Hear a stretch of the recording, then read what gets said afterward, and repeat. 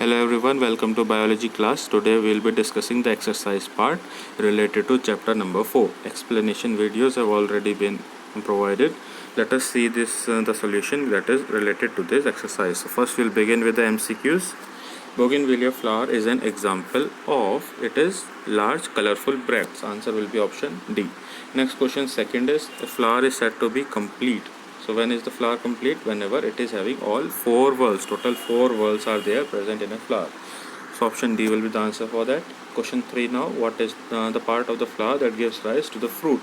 So fruit is always obtained from the ovary. Answer will be third answer, C part. Question number 4. The part of the flower that gives rise to the seed. So seed will be obtained from ovule. The correct answer is C part. Fourth answer is C. Next question, fifth now, the essential whorls. Out of the total 4 whorls of the flower, 2 are essential. They are called as androecium and gynoecium. Answer will be option D here. So we have solved all the MCQs. Let us move to the question next, that is B1. Here we have to just match the following. So directly answer will come. You can just take a pause and note down if you need. Polyadelphas, bombyx, pollen grains, pollen sac, free petals, polypetalous, non-essential, calyx corolla, sweet fragrant liquid is nectar. Next is, we will move to the next question now. Question C1 here. That is, we have to define all of these. We can give one example of each. So incomplete, staminate, pistillate, bisexual, all types of flower we have to give an explanation for them. So just we will define them. Incomplete flower, it is that flower in which one or more than one of the floral structure is missing. In such cases, if any of the floral part is missing, then it is called incomplete flower. Example is American M. That is an incomplete flower. Next, staminate flower. It is a unisexual flower, means only the stamen is there, only one of the male reproductive part is there. So that is what we can say. It is also called as male flower, and another word is staminate flower. Example is given, eastern cottonwood. Pistillate flower, only the carpels will be there, also called as the female flower. So that is, we can say the female parts of the flower only are there, male parts are not present on this flower. Example is date palm.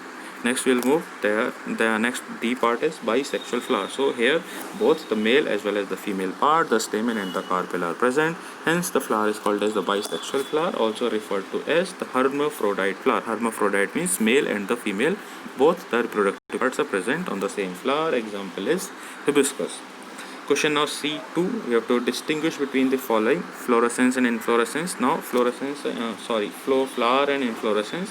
So flower definition we'll write, and second definition we can write. Flower is a special shoot or specialized shoot or stem in which the leaves modify themselves into the floral structures.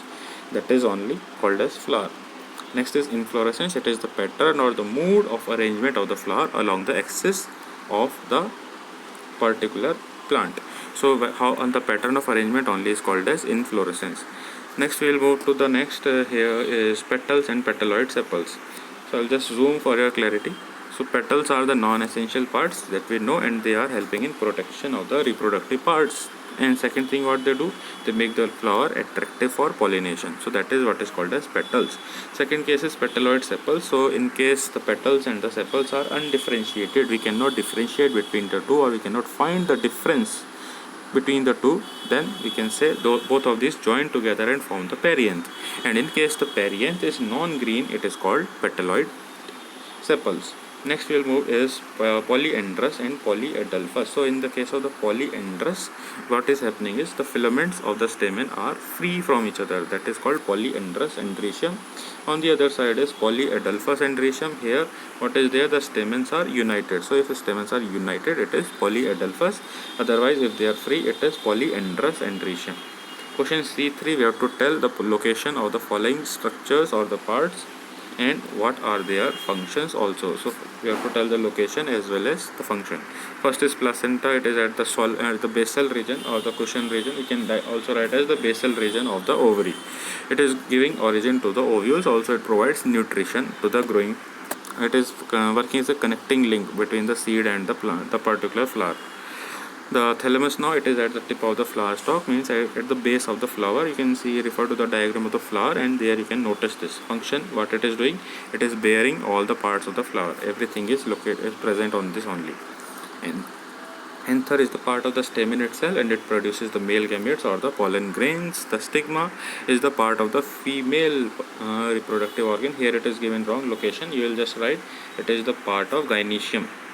It is the part of gynecium. So what is the function? It is serving as the landing place for pollen grains. That means it receives the pollen grains for pollination to take place. That is its function. Question now D1. Name the different types of andrecium found in the flowers. So different types of andrecium we have already discussed in details in the class. The answer I will just scroll down. If you need, you can take a pause and take a note of this. All these we have already gone in details. Question D2. Name the type of the andrecium found in these particular flowers. First is China rose. It is monoadelphous. Second, bombax is polyadelphous. Lastly, the P flower is diadelphous. These are the different types of andrecium found in these plants. Let us see this diagram based question lastly now. Here one diagram is given related to the various parts of a flower only. We have to label them. So based on the numbers you can directly label them. All these are given here. If you need to note any one of these, you can take a pause in the video and note them. I will move now. Question E2 now. The two diagrams are given A and B and we have to tell by observing this diagram. So let us come to the question straight away. Which major organ of the flower does figure A represent? So A figure, as you can see in this, A is given this side here. So what does it represent? It is actually the stamen, and stamens collectively form andrecium. This was also asked in the question. What is the collective term is andrecium. Means stamen is a part of andrecium. Let us see the B question. Are the contents of the pollen sac in B male or female? So here in the diagram B, this is the pollen sac. So what they are asking from this diagram is that are these contents male or female? Obviously these are male cells. These are the male reproductive cells. So the pollen grains are produced only. Contents of pollen sac are what? They are the pollen grains only. So pollen grains are what? They are all male reproductive cells. So here you will write they are male gametes. See question now we'll see. Can you state how the contents of the pollen sac would come out? So how they come out? They will be coming out through the agents. The pollinating agents are there like air, water, wind, etc. All are there. So all these can lead to the pollination to take place. Certain insects like butterfly and bee also help in the pollination process to take place. That is the solution for E2 we have seen. Next is question E3. What are bracts? You have to tell their function. So what is the bract? We have seen in the class along with the diagram and the photographs are given. So whenever the flower arises in the axil of the leaf-like structure, at the base of the leaf, if a flower is arising, this particular structure is called as a bract, and they are actually large and brightly colored structures and confused with the petals. Actually they are not petals, they look like petals. So generally they are confused like as if they are flowers only. They are not the petals or a big large attractive part of the flower. They are only bracts.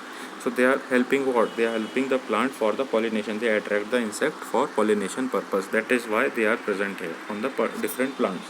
Explain the term now. Again the same question comes. One was already asked based on the types of the andrecium. Monoadelphous, diadelphous and polyadelphous. You have to explain means what is the definition only that you will directly write. Here you can see. And then second part of the question, in each case name the flower that is present in such kind of andrecium. So just here I will zoom. First is monoadelphous. You can see what is happening. The anthers are fused into one group.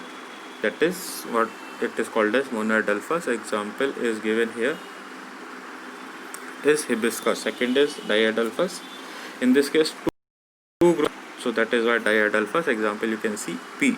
Inside the P you can see two groups of anthers may be there. Next is polyadelphous. In this case more than two groups are there, then it is bombax. So that is basically what is the difference that is coming. That is based on the number of the groups of the filament. If the filaments form a single group, filaments of what? Filaments of anther. If they form a single group, it is monoadelphous, that is in hibiscus. If they form two groups, it is P, and if they form more than two groups, then it is bombax, or we can say it is polyadelphous. So that is all. We have completed all the exercise part. Any doubt in any of the question still is there, you can note down in the queries in the comment section. Also in the live classes you can ask them directly to me. You can ask in the personal chat using the Teams app also. So that is all for this chapter. We will continue in the next week with the chapter number 5. That's all for today. Thank you.